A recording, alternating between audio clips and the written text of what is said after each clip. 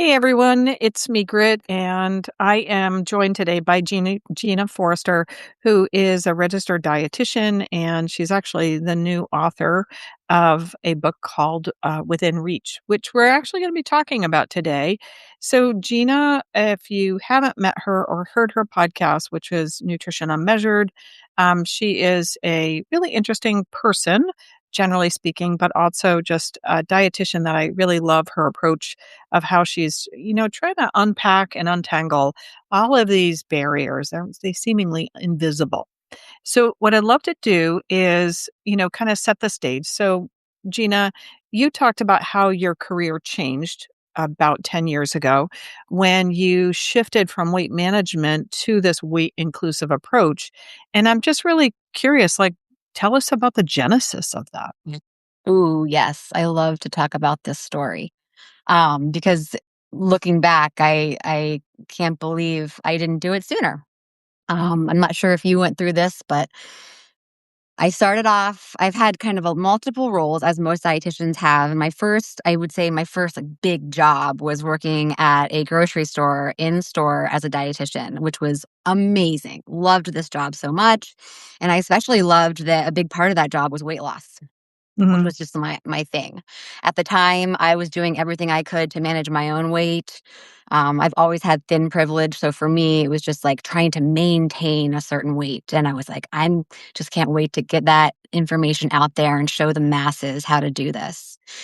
It wasn't until about 10 years later, after years of doing one-on-one coaching, group coaching, and also doing all this work with myself, that I realized it I wasn't enjoying it anymore. And actually probably I never enjoyed it. Mm-hmm. I wasn't people weren't seeing the quote unquote success that I envisioned for them.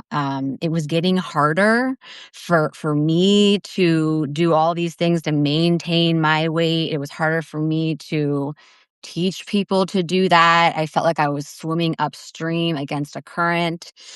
And so I talk about it in my book, but I kind of turned back to this book I had read back in 1995 that I randomly picked up in my mom's living room, Intuitive Eating, which came out, I think, in 1994, 95. I decided I was going to reread that. And it sounds like it's kind of a made up story, but it's like I reread it and then overnight, I just kind of started to just change my whole way of thinking. The next book I read was Body Respect by Lindo Bacon. And it was that book that was kind of the pivotal moment where I was like, okay, I'm done. I'm done with weight management. I'm done with intentional weight loss counseling. And I never looked back. Yeah. Oh, what a great story. I think I had a similar experience with shame. I remember watching Brene Brown explain what shame was, and I was like, "Oh my gosh!" And I remember coming into work and telling my coworker, "You have to watch this video," and she watched it, and I went, "We can never shame anyone again." Mm, And we walked into our boss's office and said, "These are all the shaming things that we do." And she was like, "Ooh." And it was just this really, like, I had no words for this idea, um, around how much body shame and how much the thin privilege, which you mentioned, and I'd love for you to unpack that a little bit more. But just again, kind of this whole idea of how weight and shame, they're linked, they're tangled together, and, when you see it, you see it. hmm Yeah, yeah, absolutely. That's part of, I think, the biggest, the I guess the most difficult part for me to go from a weight, um, I guess, what's the opposite of weight neutral? Weight inclusive. That's not right. Weight focused way of doing dietetics to a weight neutral was actually being the humbling experience it was to go back and think about all the conversations I had had Mhm. with previous clients and how much shame. I actually have a particular story, which I won't go into today, that I think about often. And it was a thing that I said to a client that I was trying to motivate them to change. It was the opposite of motivational interviewing. And it was the most shameful thing in the moment. Of course, I wasn't thinking about it as that, but I'm guessing that person still thinks about what I said in a not positive way. And it probably still causes them shame. I'm so shameful to bring Mhm, the word back of that. mhm, But that was the, I think, hardest part of this whole thing, was going back and thinking of all the things that I'd done, but trying not to cling to that, knowing that I'm changing. I can't undo the past. mhm, At the time, I thought that was right, and I've mhm. learned from it, and I'm moving forward. Yep, yep. In No Weight Loss Required, which is the newsletter that I write, Mhm. we and I created this thing called the roadmap. We're on step 3, which talks about healing versus fixing. And I really feel like that's kind of one of the key messages when we talk about shame is you don't fix shame, you heal from that. And that's a journey. And that journey is, both beautiful and very complex. Um, and I'm kind of curious a little bit more about the Within book that you wrote. And specifically, you had Scott Within Reach, All right. that book you wrote, which congratulations on becoming an author. I mean, that's awesome. With your help. Well, I again, this whole process of turning around and saying like, how do we heal? How do we make health within reach? So I'm kind of curious about that gap between knowing what's healthy and actually doing it. And I think that that's one of the things we know so much. So much is not a knowledge deficit, but there's this barrier that's stopping us from doing it. And I'd love for you to kind of share a little bit more about that. Yeah, absolutely. So the full title of my book is Within Reach: A Framework for a Lifetime of Health and Well-being. I'm actually looking at it. I have to sometimes remember by reading it. It's kind of a long title. I'm sure you hear this all the time. You sit down with someone and they say, I know what to do. I just can't put that information into practice, or maybe I do, but it doesn't last long. I can only do it for Mhm, a week or a month at a time. mhm, And mhm, so part of the framework that I've written about is based on all my experience with myself and with my people I've worked with, kind of realizing what it is that tends to hold people back. And there's two, I would say, overarching, big picture kind of first steps that we all need to work on, a muscle we need to flex. And the first one is self compassion. mm, When we go into trying to change our health and our well-being and our lifestyle, our habits with shame and lack of self-compassion, it's kind of going back to what I said before, like swimming up a current or swimming against a current. It mhm, is so hard to make change and create lasting habits when we have guilt and shame and a lack of self-compassion. So I talk about that in the book as one of like the first steps mhm, to building healthy habits. And then the second one is what I really took from doing that intuitive eating training, is the importance of attunement or mm, self attunement, being mhm, able to listen to and understand the signals that our bodies are giving us day in and day out. And importantly, not questioning those signals. mm, I think for us, what we hear often is questioning the signals of hunger. um, there's no way I'm hungry right now. This can't be a hunger signal. No, no, no. I'll just drink some water. mhm, But then there's also other signals that we need rest, mhm, signals that we need to move our body. mhm, So being able to be in tune with those signals. So self attunement and self compassion are the overarching, like, kind of first steps that mhm, we need to achieve, or at least work on. I don't know if there's ever really an achievement of those, but get better at, in order mm. to then dive into, okay, now let's start to work on some of these specific health habits. Yeah, beautiful. So shout out to Kristen Neff. Dr. Neff is the creator of selfcompassion.org. For those people who are listening or watching and have not heard of self compassion, it is actually a great framework. And the invitation to reach for self compassion is when we're being self critical. So when we're being self critical, we want to reach for self kindness. When we're feeling alone, and many times when we're dealing with stigma, we do feel alone, and that isolation is another invitation for us to reach for common humanity. That whole expression, I can't be the only one. That's really that reach for. And when we over identify, again, when we think it's that brownie, it's that cookie, it's the fact that I missed lunch or I didn't do my workout, that's over identification. We take a complex problem, we narrow it down to 1 or 2 possible causes, that when we do that, when we blame one thing, that is a good indicator that we're over identifying a complex problem. And the reach for that, or the invitation, is to become more mindful, more aware of what else can be happening. And that's the framework that Dr. Neff offers. And so when we talk about self compassion, it is, in fact, a complex thing. And I just tried to break that down for anyone who's listening, and they want to kind of understand, like, what does that mean? Because so many times my clients, and I'm sure, Gina, your clients as well, when they talk about self-compassion, they're like, "Yeah, yeah, yeah, I need to be nice to myself. Yeah, yeah, yeah." Mhm.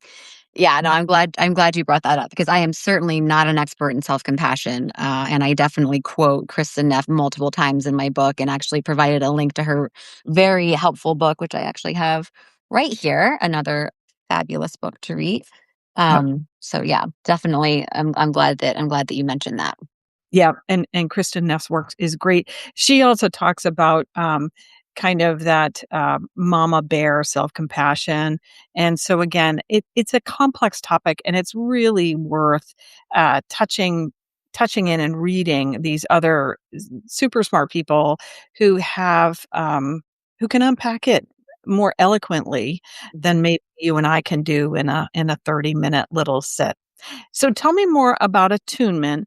And again, attunement is a bigger concept. And when we talk about attunement, it's under the umbrella of mindfulness. Mhm. So when we talk about attunement, we can actually see brains change when people feel heard, seen and heard. So when, if Gina and I are having a great conversation and she's like, "Oh, Megan really gets me," it's actually creating new synaptic connections within the brain, and it's literally rewiring the brain. And that's the work of Dan Siegel. So again, super, super in-depth stuff that Gina has put into this book. And so please talk about attunement, because I think you're talking about when we hear ourselves. When we start listening to ourselves, we're actually not even having a conversation with another person, but with ourselves. We can rewire our brain. Yeah. Yeah, I think this is a lot of what I'm working on with people, and I'm sure you do the same thing, is how, this was a quote from another favorite book of mine, Reclaiming Body Trust by Hilary Canavi and Dana Sturdivant. Sturdivant. And I love this quote, and and I'm probably going to botch it, but essentially it was, we want to live our lives from our neck down, not our neck up. And a lot of the people I'm working with, including myself, I've been there, are living from their neck up, and then they're just getting stuck in their minds, in their heads with judgment, fear, guilt, shame, instead of truly living from their neck down and feeling, observing, being curious about the signals that their body is giving. And that's really as in depth as I go in this book, is the importance of, first, noticing and understanding the signal, and second, not judging the signal, being curious about the signal, because we are so good at noticing something, but either judging it or pushing it aside, like, I'm not really tired, or I have to stay awake. Like, let's drink some coffee instead of actually giving ourselves that break. And I realize a lot of this is easier said than done if we have a deadline we have to meet, but still, probably even a 10-minute nap would be better than, chugging a thing of coffee. But just the importance of noticing, being in tune with your body, noticing and respecting the signals that it is giving. Because if we cannot do that, it makes it very difficult to take any bit of nutrition information or start any new habit and make it sustainable.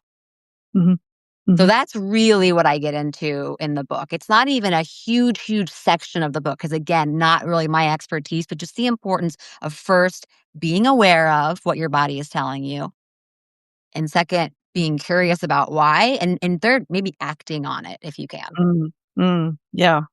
You're talking about something that I really love, which is this idea of compassionate curiosity. asking the questions, and it's not an interrogation. "Why am I feeling hungry? How come I'm, not full yet?" That's an interrogation, but compassionate curiosity is like, like, "Did I skip breakfast? Like, what's going on?" Like, and that's that compassion. We're actually curious about our direct experience. Right. One of the things I hear, and I'm curious about what you hear with your clients, is sometimes we don't know what we're feeling. Mm. Mhm. Oh, all the time. I mean, this happens to me. I mean, even people like me and you, I'm sure it happens. Mm. Yeah, and again, and we might not even be able to identify what it is we're feeling, So and that's that's a part of normal it. human experience. Absolutely. Right, Yes, right. yes. I I love it when I suffer from migraines, and I love it when I'll walk around and I'll have this kinda scrunchy face on, and my partner will say, "What's going on?" I'm like, "I'm not sure if it's a migraine." And, he's like, "Oh, well, what do you need to do to be sure?" I'm like, "I'm gonna wait it out. I don't know what I'm feeling right now. I'm not sure what my experience is." And younger me was so uncomfortable with that. Mm. We like to have answers. I love them, and I like to be right too, not just Oh, have the answer. I would like to have the right answer, of course, especially as women. I mean, we're usually right. actually. Awesome. So anything else about the book that you'd like to share so, people can kind of understand why they would wanna buy it? Oh, I might feel like my son's coming in, so you can't see my face. Yeah. So, aside from the piece about, well, first of all, I kind of take people through my journey again, kind of like what I just gave to you, and sort of Mhm, how I got from more of a weight focus to a weight neutral approach to care. mhm, And I really dive into also my favorite chapter is our weight obsession is killing us. So I talk a lot about why not that our weight doesn't matter, but how it's more important to focus on health behaviors. It's going to be mm, more helpful in the long run. I'm not going mhm, to sit here and say your weight doesn't matter or you shouldn't want to lose weight. That is not my job. And that's not what I'm going to write in this book. mhm, But to kind of try to open the door for people to understand the more we focus on our weight, oftentimes the worse off we are. Because mhm, when we're just focusing on a number on the scale, everything else doesn't really seem to matter. mhm, But when we focus more on health behaviors, things mhm, start to line up a little better. So I give a couple stories about some past experiences personally and professionally when I was more of a weight loss provider and how those experiences really changed me and my mindset. Then mhm, I go into a little bit about self compassion and attunement. I want to be very clear. I do give a lot of follow up resources. So if anyone wants to read follow up information about how to learn more on anything that I put in this book, there's plenty more to read. But then I really dive into so self compassion, self attunement. What I like to say are so with my framework, the most important things when it comes to being healthy and well. And these are so I get this question a lot. What is the most important thing? So there's not one thing, obviously. And even the things that I name, these are just my opinions, mm, but this is what I've seen in practice. We're mhm, not getting enough sleep, and here's mhm, why it's important. We are not necessarily not exercising enough, but just not being physically active. mhm, And then I talk a lot about two very well known but often confusing nutrients, and those are protein and fiber. So, fiber mhm, is a type of carbohydrate, but I really am just zoning in on fiber. We hear so much about both, so much conflicting information about both. And actually, I would argue that we probably don't hear enough about fiber, mhm, but hear a lot about protein. And then I talk about alcohol as well. And then I also dabble a little bit in just our relationship with social media and devices. mhm. So those are just some big picture topics that I talk about in the book is and then like kind of how to create smart goals based on those, depending on like where you want to start personally. Beautiful, beautiful. I love how we're trying to get a little bit more clear that weight loss is an outcome. Mhm. that we don't have direct control over. And behaviors are the things we do have direct control over. Yeah, Yep. exactly. Yep. And I love to, if you'd play along with me, I have a little example of this. So is that okay if we play along? It's a Yeah. bit macabre, but it's a good example of how we conflate these ideas of things we can control and things we can't. That's a very good conflation. So if I don't want you to have a car accident and I say to you, Gina, you should not have a car accident, does that reduce the likelihood of you having a car accident? No, No. If I say to you, Gina, oh my gosh, do you know how much work is missed because of car accidents? How many injuries happen because of car accidents? Did that decrease the number of your likelihood of having a car accident? I would think no.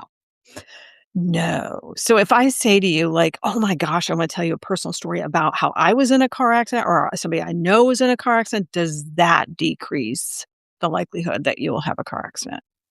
No. Probably not.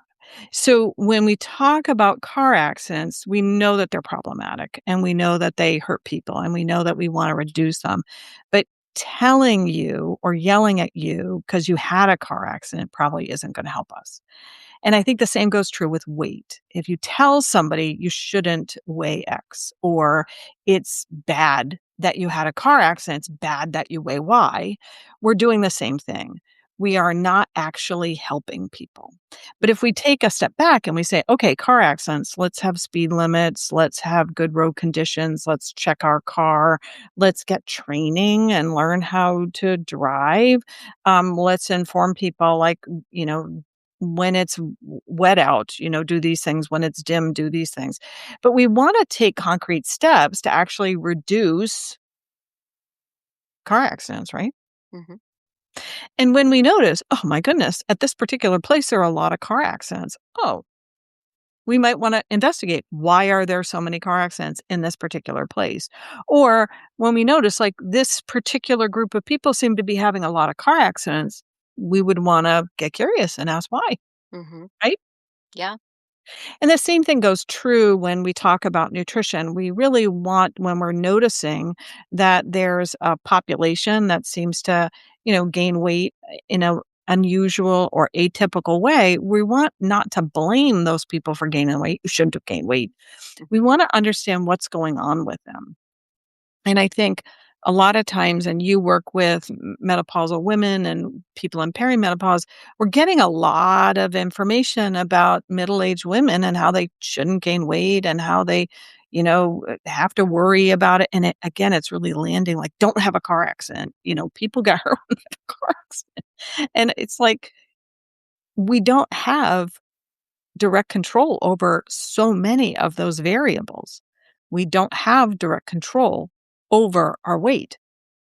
We have direct control over if we walk, if we get sleep, if we're on our phones, if we're not getting, if we can reach more for high nutrient foods.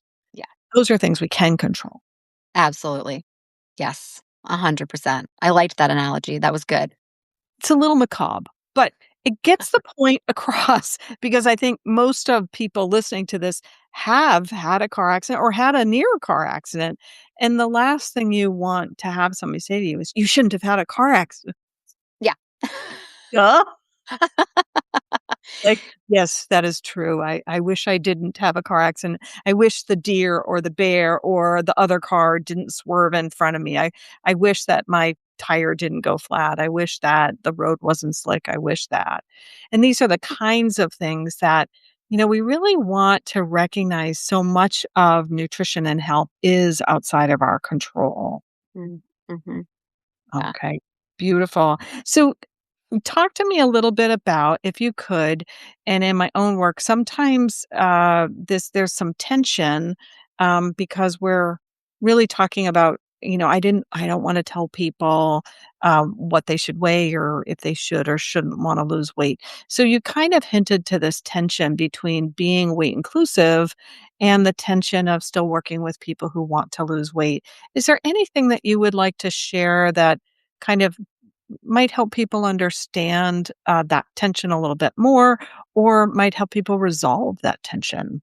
Oh gosh, that's $1 million question. These are conversations we have daily. In fact, I just had one today. When I first became an intuitive eating counselor, a certified intuitive eating counselor, I can still remember, this was about 4 years ago. Mhm. One of my first clients, she came to me and she was like, "I wanna lose weight, but I wanna do intuitive eating." And I immediately was like, "Well, you have to let go of your belief that you need to lose weight. You have to put that aside if you wanna work with me." Not the right way to do it. I've since learned, again, I'm being self-compassionate. I've learned she was my first client. I've done a lot more reading, a lot more one-on-one coaching, and I've learned that that's just not the way to do it. It's not my job to tell people that they shouldn't want to lose weight or they shouldn't try to lose weight. It is my job to help people figure out whether that's actually serving them. And if Mhm. they decide that their pursuit for weight loss is serving them and that's what they still want to do, Mhm. that's fine. Again, that is their life. If that's what they wanna do, I am okay with that. Mhm. Um, so using interviewing skills to get people Mhm. to come up with themselves, "Is this really the route I wanna take, and why?" And I would say it's kind of I couldn't even give you the percentages of how many people end up continuing to work with me on intuitive eating, but it is very hard to do an intuitive eating journey while actively trying to lose weight, and I try to be very clear, but in a kind and compassionate way. And again, working with them to try to get to understand that themselves rather than me just saying, you can't do this and this together. It just doesn't work. But a lot of times it takes people meeting with multiple dietitians or having years of experience of dieting to realize that actually the weight loss or the diet and control uh, way of living my life is not what I wanna do. And sometimes no one ever comes to that conclusion. Either is fine, but yeah, I just kinda coast in the middle and kinda try to get them to learn it for themselves and see for themselves which way is best. I don't know if that answered your question. I think it did. I definitely feel like there's a lot of tension right now around clarifying weight inclusion and in the spectrum. So, those people listening, there's weight centric, weight neutral, and weight inclusive. And the distinction that I always like to try to make between weight neutral and weight inclusive is weight neutral is really not having a comment about someone's weight. It's really trying to provide appropriate services for people of all size, which is great. And that's a great goal to have. But weight inclusion is really talking about advocating. So when we talk about fat bodies, advocating that they should have the same access, they should have the same privileges, they should have the same pay as thin, privileged, or thin, straight size bodies. And what we recognize is that as people's weight goes up, their access to clothing, their access to appropriate health care, their access to same paying jobs, it goes down. So we do know that people living in fat bodies or fat individuals experience a type of oppression that we don't want to ignore. And so, being weight inclusive, we're really advocating for the rights of higher weight individuals. And I work with people who are quite varied body size as a diabetes educator and really recognizing a lot of times diabetes and weight, there's an intersectionality there. So we see some discrimination about diabetes and we also see that magnified when we also have weight discrimination. Mhm. And so that's kind of an aside. I really love how you talked about, is it serving you? And so that kind of leads us to what I think to be a great kind of getting to the end here, which is, talk to me about some misconceptions around, um, nutrition, things that you talked about in your books. And of course, if people would like to learn more about you, where can they follow you? Yeah, thank you for asking that question. So, at the end of my book, I kind of did forget to mention there's a whole Q&A page because many of us have been inundated with social media influencers out the yin yang. I mean, we are getting just the information that we are getting from social media and beyond influencers. is just unfathomable. I can't control it. Neither will I try. So I kind of took maybe 10 to 12 of the things that people have been telling me in sessions that I um, keep hearing over and over again and put together research based answers for whether it's true or not. Some big Mm, ones. Do we need to take dietary supplements and mhm, what should we be taking? Which again, it can be very, I guess, personal. So I just gave some very general recommendations there. Are seed oils really as terrible as we think? What's the deal with ultra processed foods? mhm. Um, those are the big ones, and then there's a few others, sugar, do I need to look at food labels? Do I need to worry about added sugar? So those were some of the big ones, that I put at the end of my book. And I guess as far as where to learn more and work with me, I do just like you, I work with at Nourish, and, I'm sure did you say you'd provide the link to a session with me? Absolutely. Okay. Yeah, that'd be great. Obviously, we could if you wanna work with me, either would be great, but I do work at Nourish, also have my own business. But if you wanna get my book, it is available on Amazon. It's a short read. I wanna make it very clear, I am the queen of starting a book, especially a nonfiction book. I tend to do this because they're so big, and I Mm. enjoy it for, like, half the book, and then I give up on it. I'm like, I think I've learned what I need to learn. So I tried to make this short and sweet so people would finish it, and it could probably get finished in 4 days. Did that on purpose. So it's a short book with hopefully some really good information and some good further learning and resources. Yeah, it sounds like you tackled a lot of the key nutrition issues that are coming up. Myths are a big one, really starting to understand that idea of compassionate curiosity, getting curious about our own experience, attunement. And, it sounds really great. I look forward to reading it. Thank you so much. I will definitely put a summary and a link directly to your Nourish bio so people can work with you. And for those that are listening or aren't aware, Nourish is a nutrition platform. And I'm not 100% sure how many dietitians work there, but I somehow remember like 3,000. So there's a lot of us at Nourish, and there's a whole group of intuitive eating, weight inclusive dietitians. So if that's your jam and that's what you're looking for, Nourish is a great place to find weight inclusive providers. And there are dietitians that specialize in, you know, everything from eating disorders to GI problems to, menopause to diabetes, Mhm, running, marathoning, mm. sports. So really just a really huge selection of dietitians there to really get your nutrition needs met. Any closing thoughts before we wrap up? I don't think so. It's been really fun, talking with you today. I've really enjoyed this. You have just really provided such a great frame, and I really appreciate all the effort to combat the misinformation and to offer people a way to get factual information. Yeah, thank you. All right. Take care, everyone.